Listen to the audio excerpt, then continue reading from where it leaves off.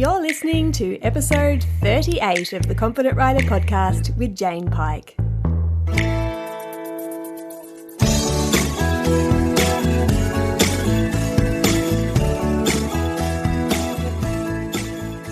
Today I plan to do a solo episode, and I pinged a message through to my friend Katy Negranti in California and said, do you mind if I reference a conversation that we'd been having for the purposes of what I want to chat about today? And then I was like, actually, what are you doing right now? Do you want to come on and chat with me? So Katy Negranti is here with me. Thank you so much, Katy. Oh, no problem.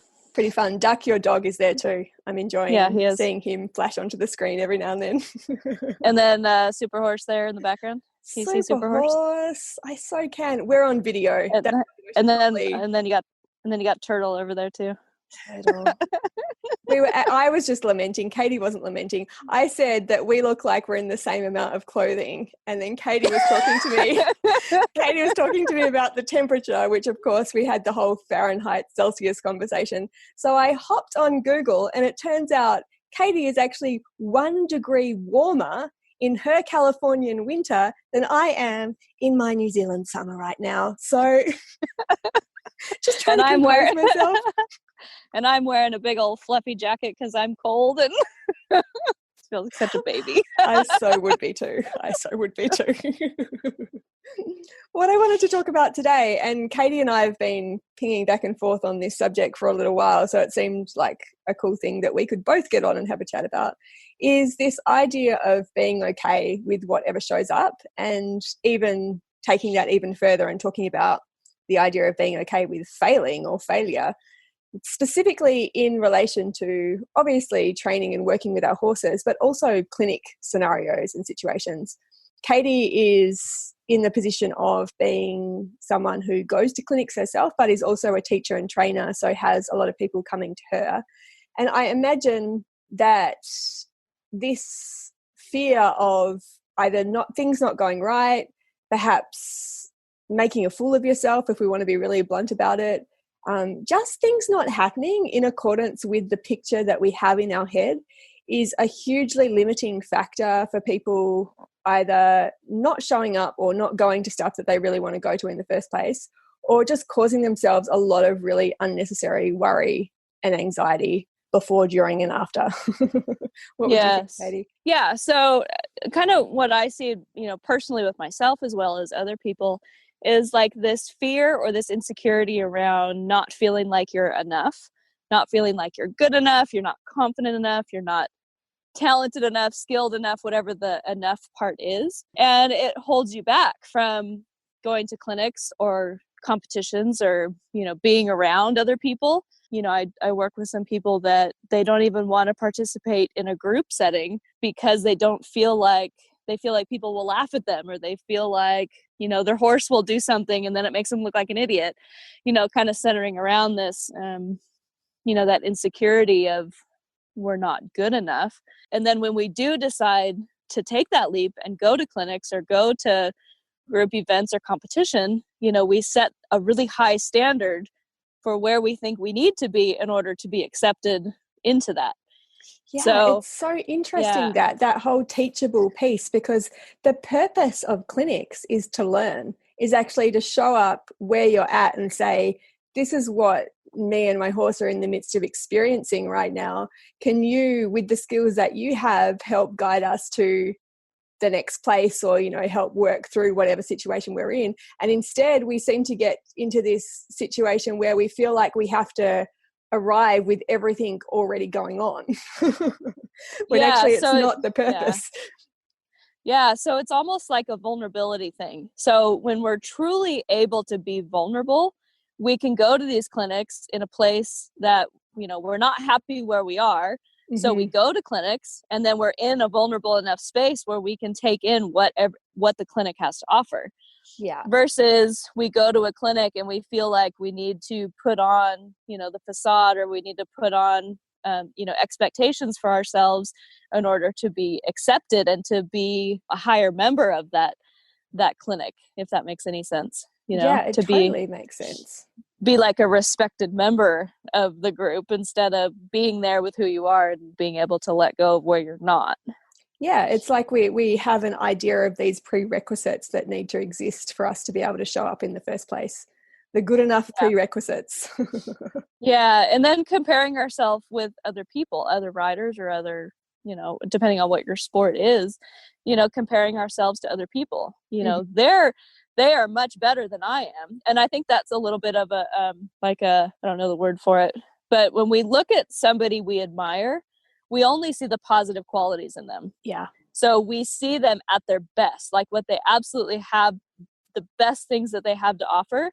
And so we make this assumption that that's who they are, is the combination of every good quality they have. Mm-hmm. But if we look at it from a whole person, once you get to know somebody, like we know people that we've admired and we've gotten to know them, and you see that they're just as human as anybody else. Like they have their bad days, they have their struggles, they have their insecurities.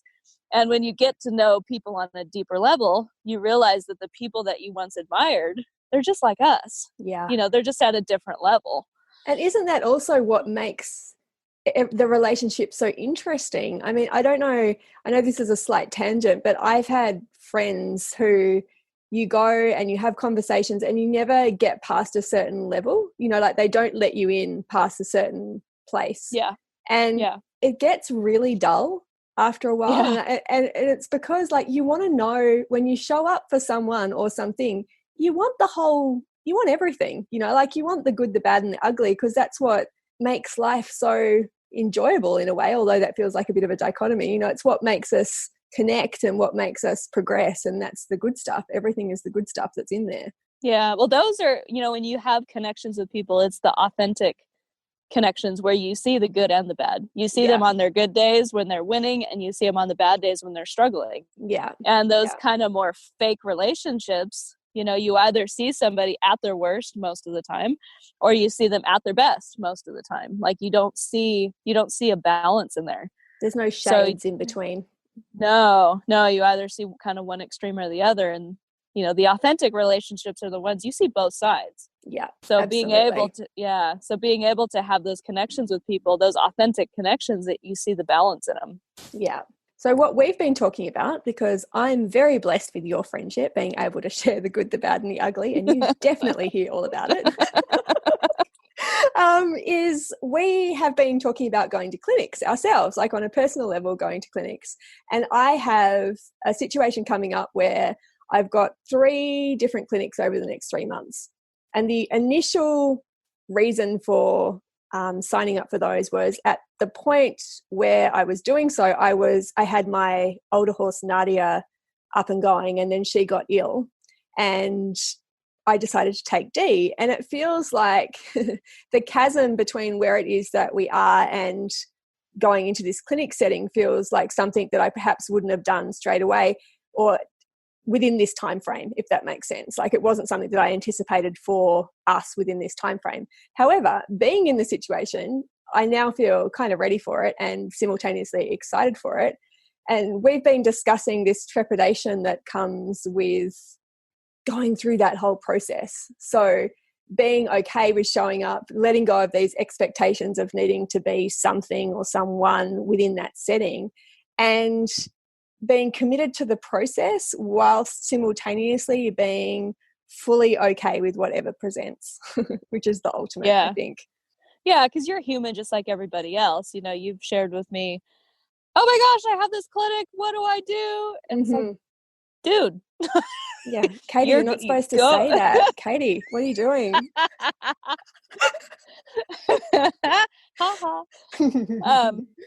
No, I mean, for me, I see you as that authentic person because you share with me the good and the bad. You don't just play this facade of I do what I do for a living and I do it perfectly. Yeah.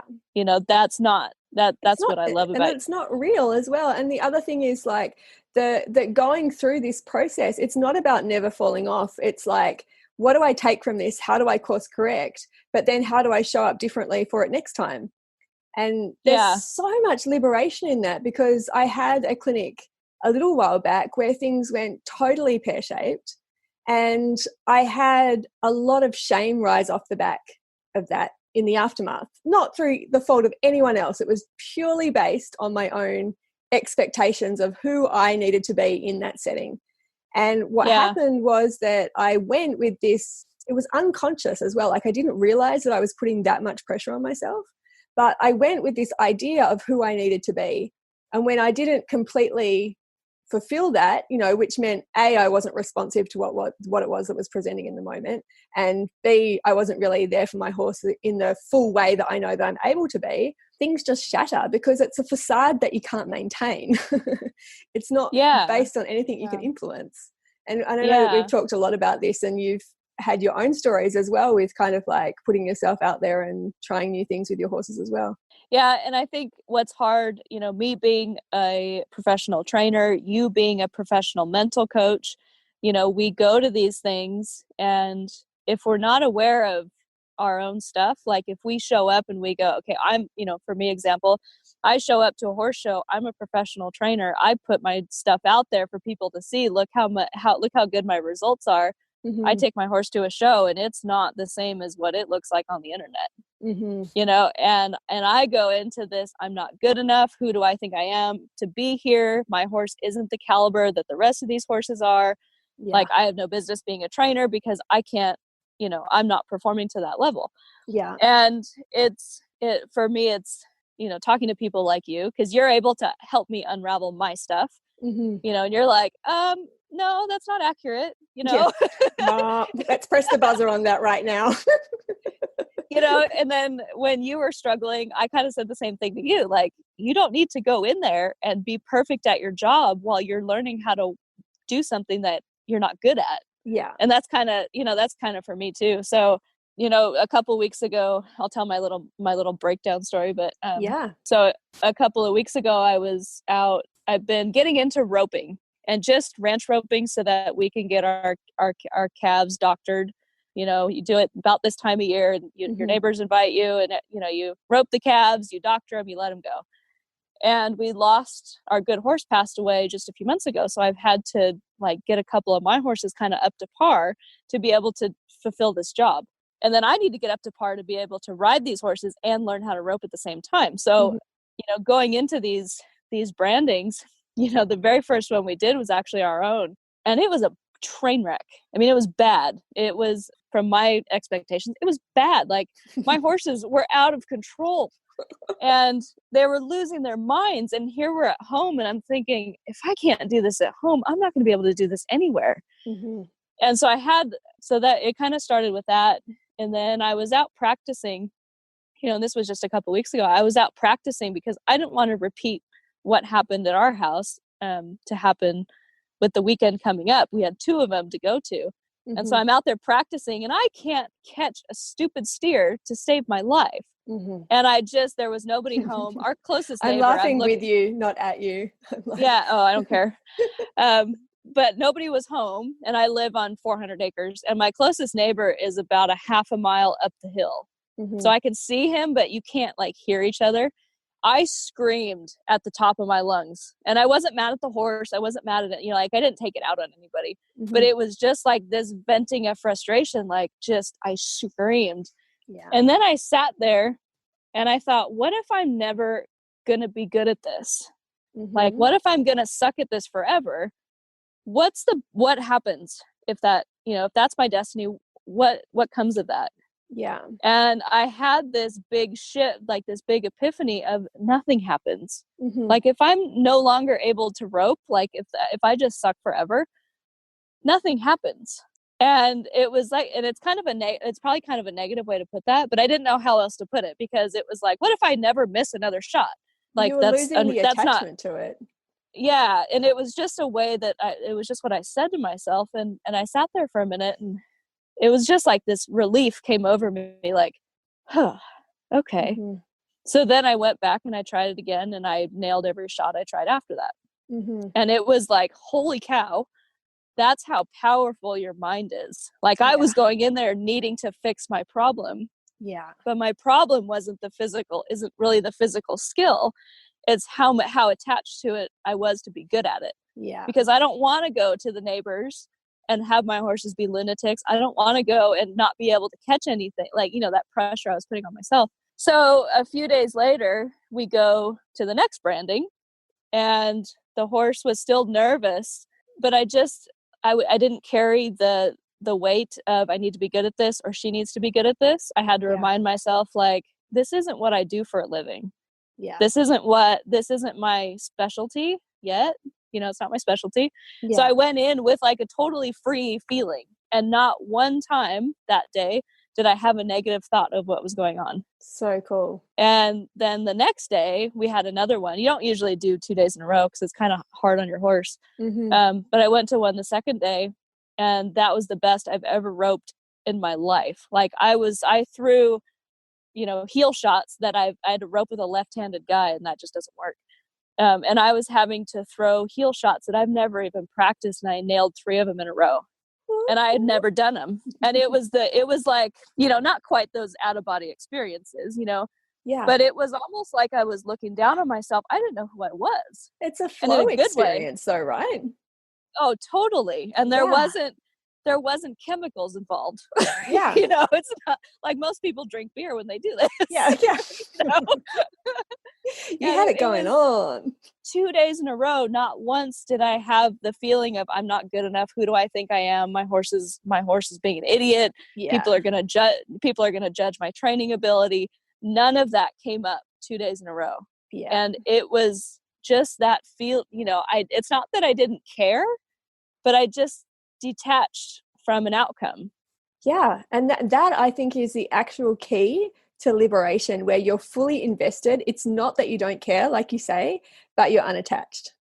Yeah. And the best part was I totally spanked my husband in the whole roping thing. That like is he fantastic. I mean, let's face it, that is fantastic. It was awesome because he's been roping for 10, 15 years. And here I am really only seriously over the last year. And he goes, where did that come from? Like, you're like, complete non-attachment, Nick, complete non-attachment. Let me talk to you about it. So now coming up, the end of February, there's some like ranch versatility sort of horse shows, kind of in the more expensive part of the county. Mm-hmm. And I went to one of these shows a few months ago, and I felt like a fish out of water. People there have horses that are worth tens of thousands, if not hundreds of thousands of dollars. Yeah. And here I have my horse that was given to me that, has never been fully trained. He's just my horse that I have fun with. And so I didn't do as well, competition wise as them, just because of different reasons, but I had an attachment to it. Like at that show, I felt like, I wasn't good enough to be there. Who am I to be training horses when I show up and I don't have the caliber that these people do? Those negative thoughts came into my mind. So my goal, coming towards the end of February is I want to be able to go to this show and see if I can't recreate how it was with the whole roping thing. Mm-hmm. Can I go and compete and not worry about, I don't have the fanciest horse. I don't have a horse that's competitive at that level, but I still need to get out and get in the show pen because that's the only way you gain experience. Like you don't gain experience when everything's perfect. Yeah. Yeah, totally. And I think that's where we don't cut ourselves enough slack. I know that, just giving you another example where, how you said when you were practicing the roping and then what came into your head was, well, what if I was just never good at this? Like, what if I sucked at this forever? And it was kind of this liberating moment. When I was working with Dee, and you've been through this whole story with me pretty about as closely as anyone could have been. And at one point, actually not that long ago, like we had forward going on to Mars. Like he was, especially to the right, it was just all forward, not much control within the forward and not a lot of woe within the forward either. So I was really beating up on myself because I was having trouble directing it. I was having trouble facilitating relaxation. And I felt like I should have been able to do this before, yesterday. Like I was already behind schedule in my mind. And I don't know what it was I was attached to, but for whatever reason in that moment, I felt really down on myself. And I watched a video that night of another professional trainer that was riding a young horse. And it was a total, I'm going to say shit show. It was a complete mess, another sort of train wreck. And I felt so good watching it. And I don't mean good watching it in terms of like, oh, look at them, we're not doing so bad. I felt empathy, but I also felt like it's just part of it, you know, like it's like we all go through stages where everything is not pretty. Things are not pretty, and you have to go through those not pretty stage to get to these stages where you do have harmony and you do have conversations. And that doesn't mean putting yourself in unsafe situations or like going to war with each other. But I think I felt like I needed to maintain this place of everything being, I don't know if nice is the right word, when actually I just needed to allow for this mess to kind of work through and to find flow within that. And when I got out there the next day, I was like, okay, I see what happens. You know, I've got this other point of reference, because that's what we don't have a lot of as well. We don't have a lot of reference points for things kind of sucking sometimes, you know, because you do see those perfectly manicured endings of people with results that have already been, you know, ironed out behind the scenes. And I felt like a new sense of enthusiasm, I guess would be the right word, or well, and I think so. I think sometimes we feel like if it's not a perfect process, that we're not doing something right. Yeah, exactly. You know, so a lot of times, well, think about, you know, what's required for growth. Friction. Discomfort. Yeah. Discomfort of some kind.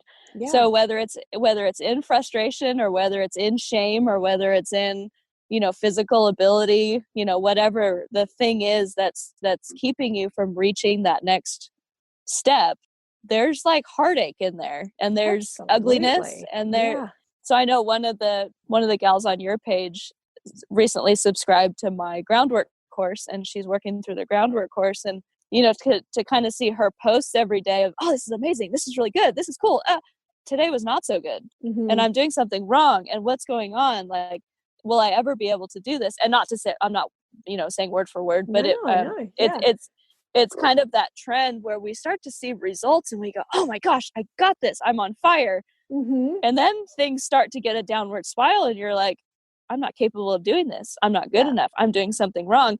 And so we kind of assume that because things aren't going the way we want them to go, that it means that it's bad or it's wrong. And it's not the case. It's usually the thing that happens right before you get a breakthrough.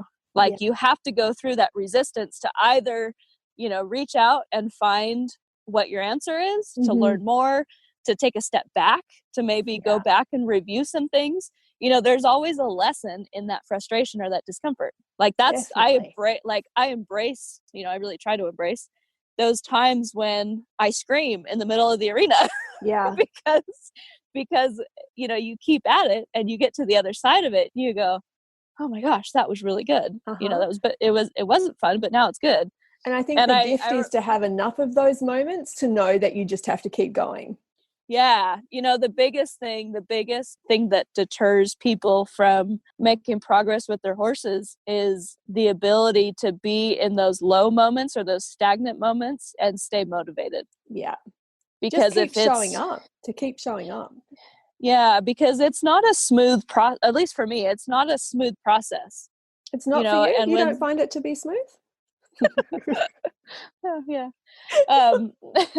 So, you know, and the whole thing about taking, you know, 3 steps forward and 5 steps back or whatever it is, this feeling of I'm having to go back. I'm a failure. I'm not good enough to do this because I'm having to go back. And what I've learned from going back is every time you go back and then you gain momentum again, you actually end up further than where you left off. Yeah, so true. And I think I found that in every case to be true for me. And there's you know, like I've worked hundreds of horses now, if not in the thousands. And my specialty is in the groundwork. Like I've spent probably 15, 20,000 hours doing groundwork. I always learn something from every horse. I always learn how to go a little bit deeper, or how to wait a little longer, or how to push a little more. And it comes from having to go backwards, you know, having frustrations or having things not go right, having, you know, things come up that you didn't expect, having to go back and revisit things, and you go back and revisit things and it's like, oh, I missed that. Yeah. But it's not a bad thing. It's just, you can't be held accountable for something you're not aware of. Yeah. So the going back, it creates a deeper awareness. So whenever people get discouraged by that, it's like, dude, you can't grow without going backwards. Like, yeah, I know. It's a funny kind of like dichotomy, isn't it? Counterintuitive. Yeah, that's the one. I see a couple of things come up in these situations just from being in the kind of privileged positions of observing people going through these types of cycles.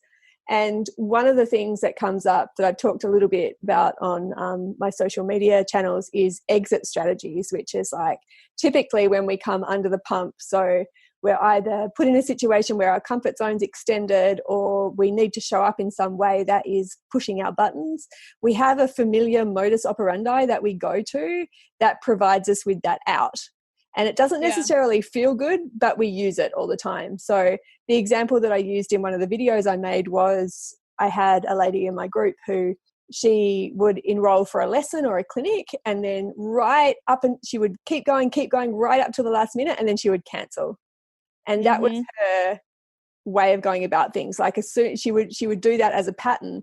And a lot of us have these exit strategies that we employ. Some of them are kind of socially acceptable as well, like, oh, work's really busy, or the kids are keeping me tied up, which in many cases is true, but in many cases we know kind of in our gut that actually that's BS, and we could actually make it happen if we wanted to. So it's and I experience that now and then with people. You know, you reach a certain part of, well, like the real work begins, like the real world starts to kick in, and you see whether or not people truly want it versus it just being a dream. Yeah. So the people that don't really want it, you know, the excuses come out. Oh, I'm too busy, I have to work, you know, money's tight. I don't even know if it's they don't really want it. It's like there's so much stuff getting in their own way right now that they can't see the forest for the trees. It's there's resistance there for some reason. So the excuses that weren't there in the beginning start to show up. Yeah, absolutely. And I think the difference with an exit strategy as well, or like the excuses you're talking about, is if they're legitimate, they don't have a hangover. But when you use an exit strategy, you feel crappy about it at some point afterwards, because you know that wasn't like how you acted wasn't in alignment with what it is that you really wanted to make happen. Think about how over time, how bad that would make you feel. That would give you the feeling that you are worthless. Yeah, totally. It perpetuates the shame cycles around it. And I think to break those shame cycles are really interesting, because something that you mentioned, which I've got really good at, like probably to your detriment, is reaching out for help when I've got stuck. And I've got my square squad, or like my circle of awesome, who are really small and super tight, but I really trust like your opinion, and I trust your, you know, so if I get something stuck in horse training stuck training with my horse, blah, blah, mincing my words, you know what I mean? Stuck at some point in training, I'll be like, I can feel a certain way about it, which isn't good. But at the same time, I'm like, this is just a thing that we're going through. Who can I talk to help me get to this next point? And that I didn't realize was a skill, but we can even catch ourselves out at the point of asking for help. Yeah, I think, you know, that few months ago when you came to me and you said, I'm not good enough to do this next part with your horse. I need help.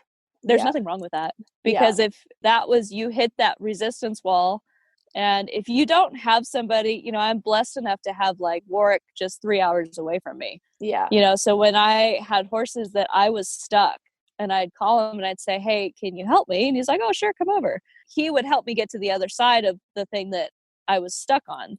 Yeah. You know, and so for me, there's no shame in having somebody help you. You know, the only time you truly fail is when you just give up and you don't do it anymore. Yeah, absolutely. You know? And even that, at that point where I was like, oh man, like I don't know how to get through this bit, it wasn't even a lack of faith ultimately in myself. It was more that the feeling that I was being presented with from my horse felt unsafe.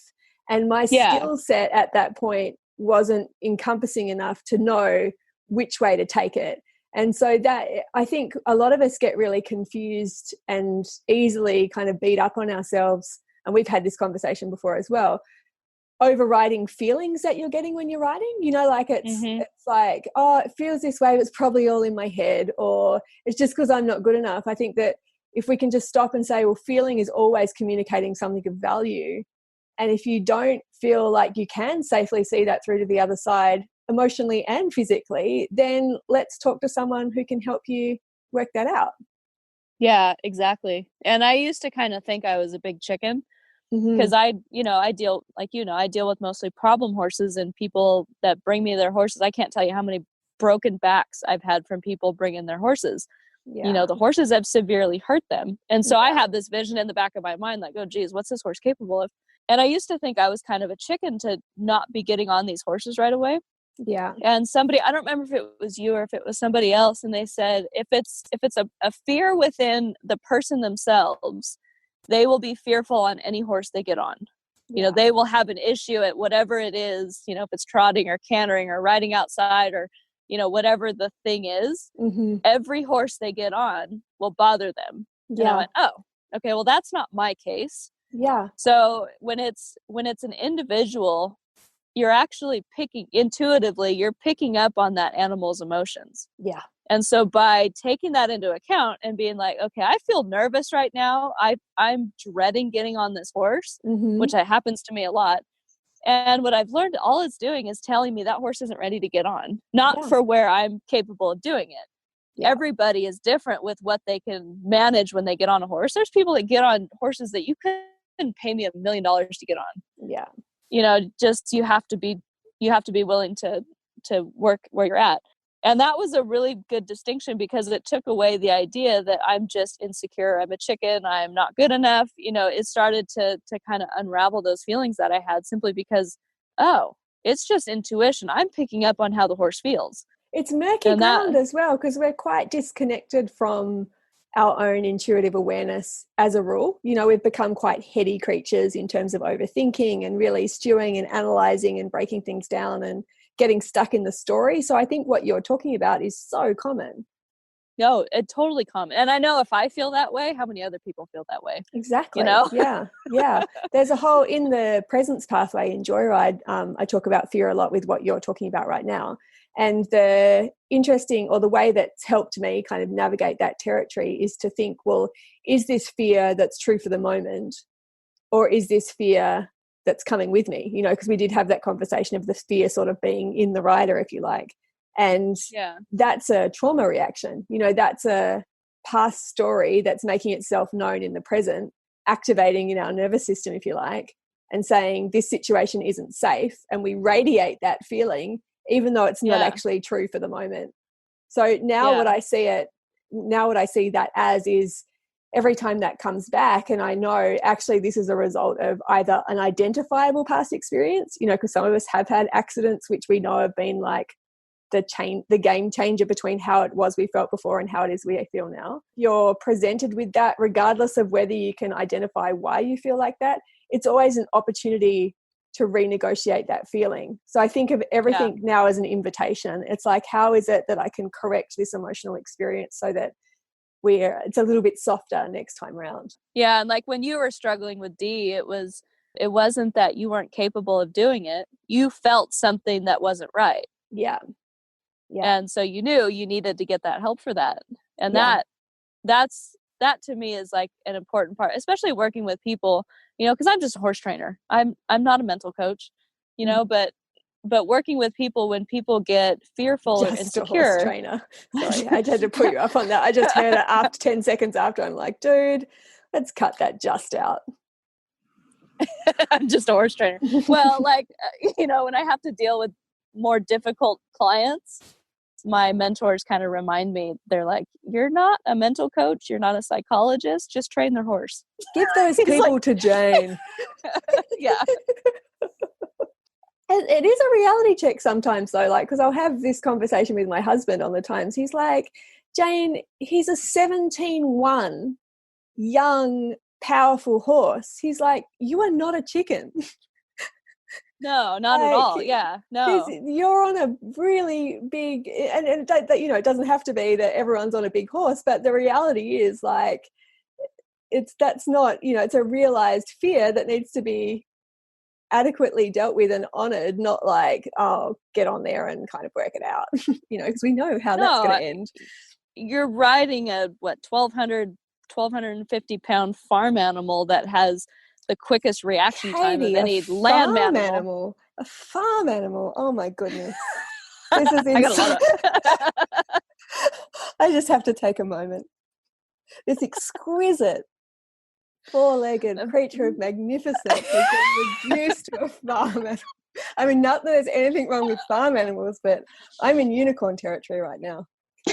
You should see the boots, the wraps for their legs. I have unicorn boots for their legs now.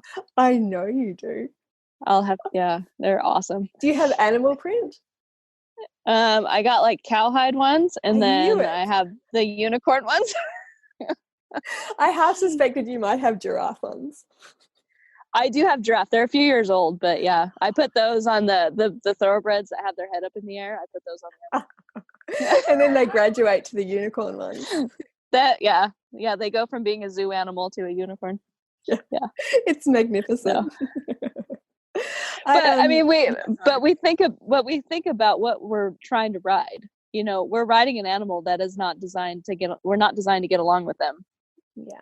And they're big and they're strong. There's no way we can ever make them do anything that we want them to do, and they can kill us so quick. Just the idea that they let us ride them is quite an amazing thing. Yeah.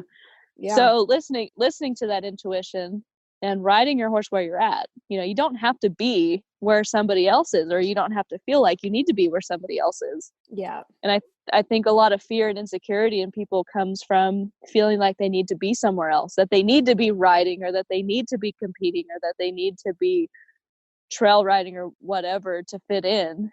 And, you know, at least in my world, that's definitely not the case, you know? Yeah, I totally agree.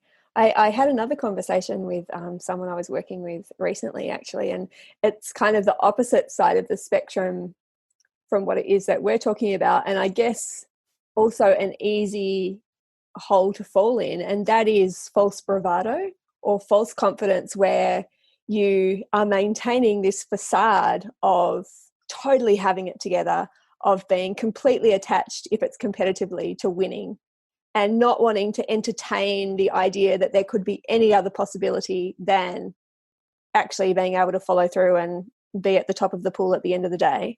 And I was talking to them about that, because it's that in and of itself sets you up to be incredibly vulnerable, because the actuality is that there is the possibility of things not going the way that you planned. There is the possibility of, you know, and I don't mean this to be negative, but what I mean it to be is this understanding that, this is going to sum it up in the best way. There's a really great quote by Jack Nicholson. You know that famous golfer, Jack Nicholson? And he says... Oh, I was thinking the actor. yeah. Sorry. Okay, same. But his quote is, the most important part of winning is losing. And I think that's so important. And so it's not about being attached to losing. You can be fully committed to what it is you need to do to show up, but you're not actually invincible, if you like, until you can accept all the range of possibilities that might come up. Yes, I could get out there, but yes, things might not go well. Yes, I could get out there. Yes, I could lose, and I'm okay with that. I'm going to be committed to doing the best I can, but I'm okay with it not going the way that I planned. And for me, having that kind of mindset, although, you know, right back at the beginning when I first started this work, I perhaps sort of rallied against that. I get now how that is a fully integrated way of showing up, where you're like, I'm all in, but I'm okay with whatever happens. Yeah. So right before I had my little mental breakdown a couple weeks ago, something I was listening to, it said, something is only stressful, like a stressful situation, going to a horse show, going to a clinic.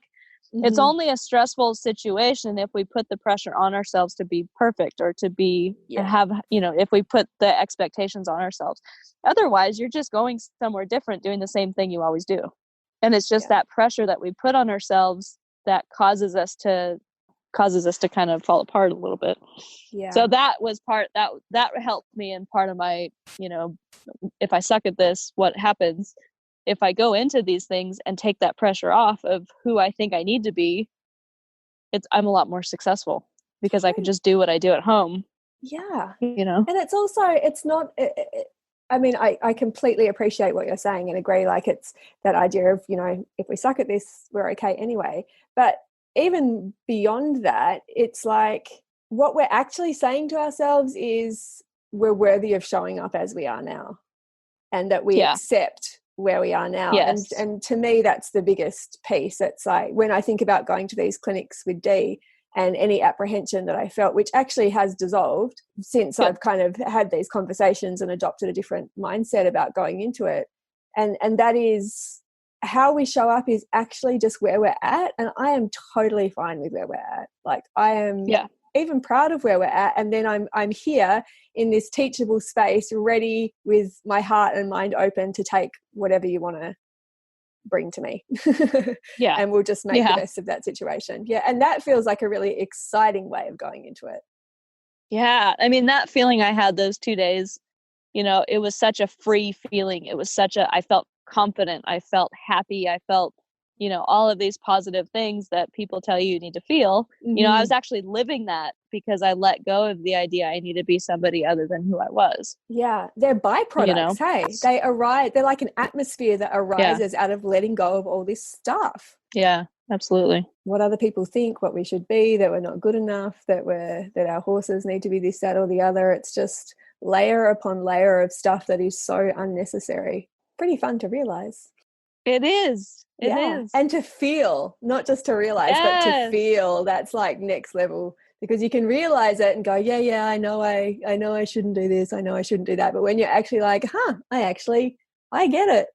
I feel it. Well, when things shift from just thinking about doing it to actually having it happen. You know? Like we think it all the time. Oh, we need to think more positively. We need to be more grateful for what we have. You know, we think these things, but until we actually do them and experience the benefit from them, it's quite two different things. Thank you, Katy. This was super fun. No, that was good. I'm glad I messaged you today. And I had the best conversation with my chiropractor that was here right before you messaged me. We got into some deep stuff. Of just life. And I was getting ready to go ride a horse, and then I get a message from you, and I'm like, I want to continue on with this. This feels good, you know? We are in the zone for conversations. in the zone. So, awesome. So much. Well, you know, because of your awesomeness, people are going to go, if they don't already, where can they find you? Where is your online home?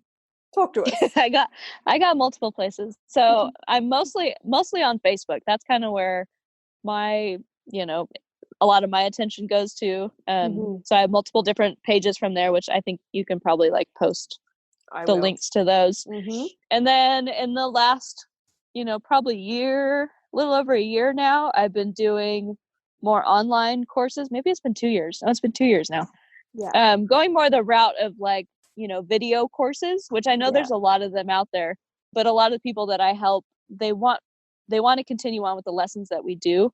So, that became kind of just a natural way of adding that in there, as I just started filming stuff that I do in the groundwork, stuff that I do in the riding. I have a 2020 course that, 21 days a month, I give you a new exercise to do with, 5-minute exercises kind of things to do with your horse. And that's been really popular, actually. People are really liking that. So more online courses that, even if people aren't local or they can't get lessons often enough, they have that avenue. And then if they ever get stuck, feel free to send me a video, ask questions. And I'm happy to kind of help people the best I can. Because I do monopolize quite a lot of Katy's time. So well, you do take a lot of my time. No. So awesome. I have Facebook. I have like my regular website that just kind of has some stuff on there, katynegranti.com. My online courses, I don't remember the name of the web. Like I didn't have the link memorized, but you can post that. It's Katy Negranti thinkific.com, and I will post the link in the show notes as well. And to toot my own trumpet, we are doing this kind of stuff as well, like breaking down these self-sabotaging behaviors and looking at why we're not showing up, and everything that we've talked about is kind of like the forum for discussion in Joyride. So if you do need some help with that, then shout out. Confident Rider as well. I'm always posting stuff on there to help you navigate this kind of territory because we're doing it ourselves. Well, it takes such a community to develop this sport. It's not just horse training, it's not just mental coaching, it's not just whatever the other avenues are. You need your peeps. I think you need your group of people that guides you in every area that you need guidance. Yeah, super fun. I just train horses. Just train horses. We'll have this conversation later. One thing that is coming out, and I think at the time that this goes live, it will be already up or kind of almost up, and that is the 21-day Brave Bucket Challenge that I've been working on, sort of how to fill your bucket of brave to get you ready to take those gentle nudges outside your comfort zone. And actually the whole thing centers around my prep for the clinics and what I'm doing to get my head in the right space. So if you want to be in on that, you can find out more information at confidentrider.online. And like I said, for everything that we've talked about, I will post the links on the website for you to easily access. Thank you again, Katy. You are magnificent. Thank you.